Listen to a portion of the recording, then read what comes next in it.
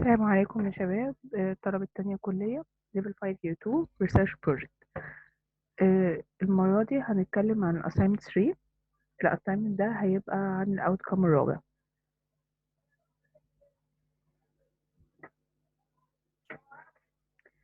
طبعا احنا هنا في السيناريو بنتكلم ان انت بعد ما حضرتك خلصت الassignment الأول والتاني، انت المفروض دلوقتي تكون خلصت كل مراحل الريسيرش بروجكت بتاع حضرتك. آم، يعني وصلت لمرحلة الاكزامينيشن والتيست وطلعت ريزلتس وعملت لها تقييم.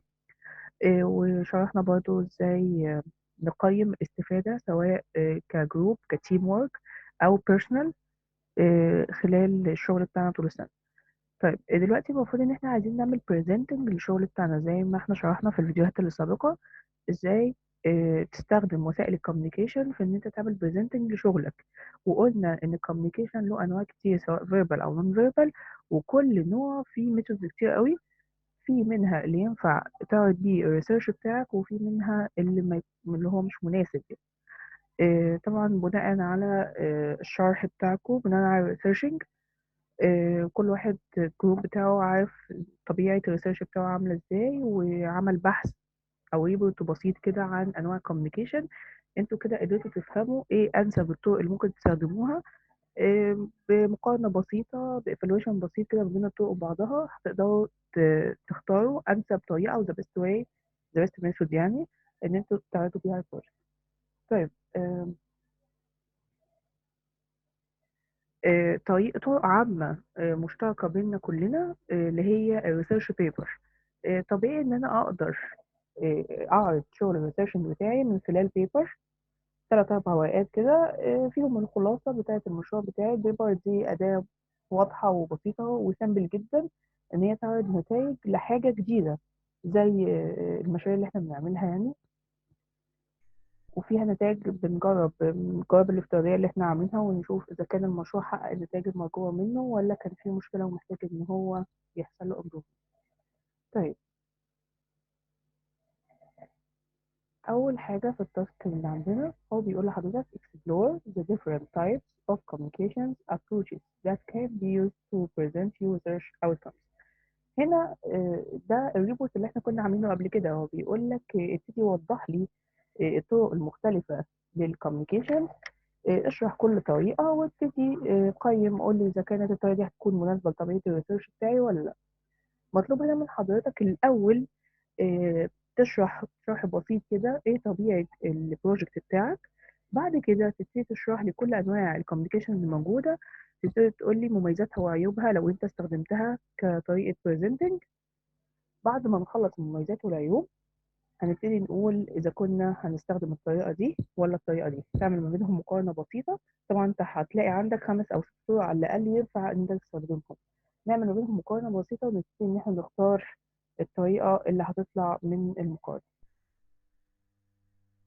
طيب تاني حاجة communicate research outcomes in an appropriate manner for the intended audience. You should convey ideas on information to others and create or construct skills to make or do something.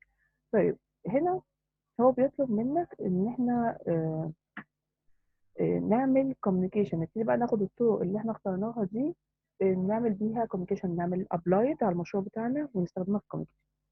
المفروض يكون في طريقتين، احنا هنا محتاجين طريقتين على الاقل. طريقه منهم verbal وطريقه oral، اللي هو اللي انا اقترحتهم عليكم اللي هو يبقى research paper والpresentation. طيب ان احنا مثلا لو استخدمنا research paper كده هيكون مطلوب من حضرتك انك تعمل البيبر بتاعتك كامله بنفس التقسيمه اللي احنا كنا شرحناها قبل كده، اللي هو الاوريجينال ريبورت. بعد كده تبتدي تملى كل البيانات بتاعتك بنفس الطريقه وتخلص البيبر وتحط الداتا بتاعتك اسمك واسم الجروب، وتبتدي ان انت تحولها لبي دي اف. طيب ده بالنسبه للبرزنتيشن اللي هو الريتن. طب والاورال؟ الاورال ده اللي هو البرزنتيشن العادي سواء باستخدام الباوربوينت او اي برنامج تاني. هتعمل باوربوينت بسيط كده 10 12 سلايد عن الموضوع، وحاول ان هو يكون جرافيكال يعني ايه، في رسومات وانيميشنز وفي تشارتس كتير. قلل من الكلام كتر من التشارتس عشان يكون افكتيف يعني. المفروض ان انت كده تعرض البرزنتيشن للاودينس، لازم يكون في قدامك جمهور. تعرض البرزنتيشن وتبتدي ان انت تتصور فيديو وانت بتتكلم. طبعا انت هتتكلم فورمال، هيكون برزنتيشن فورمال وبالانجلش. طيب تالت حاجة evaluate how the communication approach meets research project outcomes and objectives. ببساطة كده هو بيقول لك ابتدي بقى قيم لي بعد ما عرضت الموضوع ده. قيم لي طريقة الكوميونيكيشن اللي حضرتك استخدمتها دي، هل فعلا حققت الغرض وقدرت ان انت تعرض كل البروجكت اوتكمز وتعرض كل اهداف البروجكت للناس بطريقة تمام ولا لا. يعني احنا بنتكلم في نقط اللي هو الميريتس والديميريتس والسترينث والويكنس زي ما كنا بنقيم قبل كده، اللي هي اشبه بالسوت اناليسيس. تبتدي تقول لي ايه نقط القوة والضعف في الطريقة اللي انت اخترتها، ايه المميزات والعيوب اللي انت حصلت عليها من الطريقة دي. طبعا انت لما تيجي تعمل برزنتيشن هتلاقي في طريقة البرزنتيشن كان في ميرتس ودي ميرتس، مميزات وعيوب.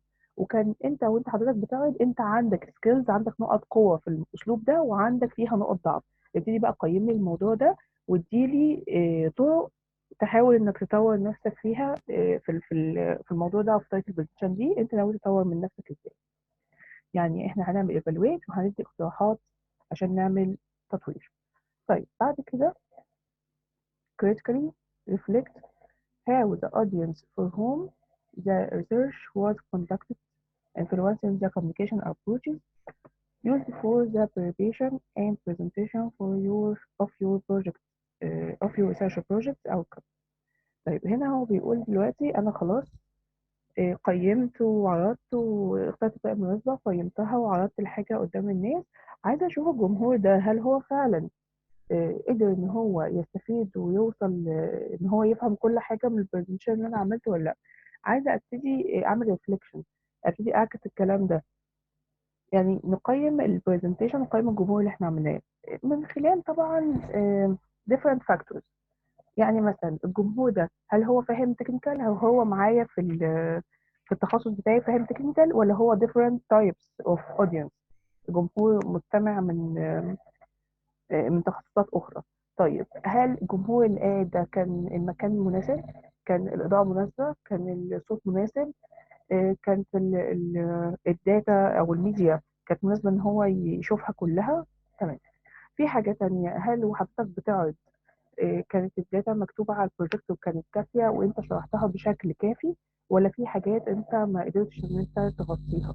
هل البرزنتيشن ده كان افكتيف، يعني كان في تفاعل مع الجمهور ولا لا، كان بيسألك وانت بتجاوب وهو والعكس صحيح، ولا ما كانش في اي تفاعل واندماج بينكم وبين بعض. طيب هل البرزنتيشن ده كان الوقت العرض كان كافي انه يوصل المعلومة كاملة للاودينس ولا لا. الكلام ده عشان اقدر اعمل ريفليكشن بشكل كويس لازم يكون في اسئله متبادله. لازم الاودينس يسالك شويه اسئله ونشوف اذا كنت حضرتك هتعرف تجاوب ولا لا، وانت كذلك تبتدي تطرح اسئله للمناقشه على الاودينس وتشوف اذا كانت المعلومه وصلت لهم ولا لا، عشان تقدر تجاوب الجزء ده كويس. تشوف اذا كان هم قدروا ان هم يوصل لهم المعلومه بتاعه الريسيرش بتاع حضرتك بنسبه كام في الميه في كل فاكتور من اللي احنا ذكرناه. طيب بعد ما تبتدي تحللي الموضوع ده الفاكتورز، تشرح الفاكتورز دي وصلت بنسبة كام في المية، كان ايه النقط اللي وصلت كويس، ايه النقط اللي ما وصلتش كويس. تبتدي برضه تقول لي طرق للتحسين بعد كده. انت يعني استراتيجيز احنا كنصائح او ريكومنديشنز، يعني المكان المفروض يكون عامل ازاي، الاضاءة عامل ازاي، المفروض يكون في تجهيزات عاملة ازاي، الميديا ممكن استخدم ميديا احسن من الميديا اللي بنستخدمها دلوقتي. زي مثلا الصوت ما كانش واضح، مكان كان واسع زيادة عن اللزوم او كان ضيق زيادة عن اللزوم. كنت محتاج يكون في مايك مثلا عشان تكون اوضح. كنت محتاج ان يكون في اضاءة، مستوى اضاءة تاني مختلف. كنت محتاج ان انا اكتب حاجات معينة او ارسم رسمة معينة عشان توصل احسن من كده. الناس اللي قاعدة كان الموضوع مثلا ممل بالنسبه لهم، كنت محتاج ان انا اخلي البرزنتيشن مور افكتيف. كنت محتاج ان انا احط شويه انيميشنز او اعرض باسلوب تاني او ان انا استخدم بروتوتايب. يعني تبتدي تقول لي طرق واستراتيجيز عشان تقدر ان انت تحل الموضوع، تعمل له امبروفمنت في المستقبل او نصايح للناس اللي جايه بعد كده ان شاء الله. ده كده بالنسبه للاساينمنت. دلوقتي حضرتك مطلوب منك انك بس تحل الجزء الاولاني بتاع الاكسبلور ده. اشرح لي انواع الكوميونيكيشن كلها وتطبقها على المشروع، شوف اذا كانت هتبقى مناسبه للاستخدام ولا لا. هنشرح انواع الكوميونيكيشن ونقول مميزاتها وعيوبها، والانواع اللي هتطلع مناسبه نبتدي نقارن ما بينها عشان نختار نوعين، واحد يكون written وواحد يكون oral. طيب بالنسبه بقى الجزء الثاني communicate، بعد ما تختار واحد written وواحد oral ابتدي طبقهم على المشروع. لو اخترت بيبر ابتدي اعمل البيبر بتاعتك، لو اخترت برزنتيشن ابتدي اعمل البرزنتيشن بتاعك. الجزء الأخير اللي هو الإيفالويشن والريفليكشن هنأجلهم شوية لغاية ما نشوف إحنا هنعمل برزنتيشن باستخدام الميديا أونلاين ولا هيكون في المجمع إن شاء الله. لحين إشعار آخر، يا ريت الناس تبتدي تشتغل في الموضوع ده، ولو في أسئلة هجاوب عليكم في جروب الواتساب إن شاء الله. أشوفكم على خير.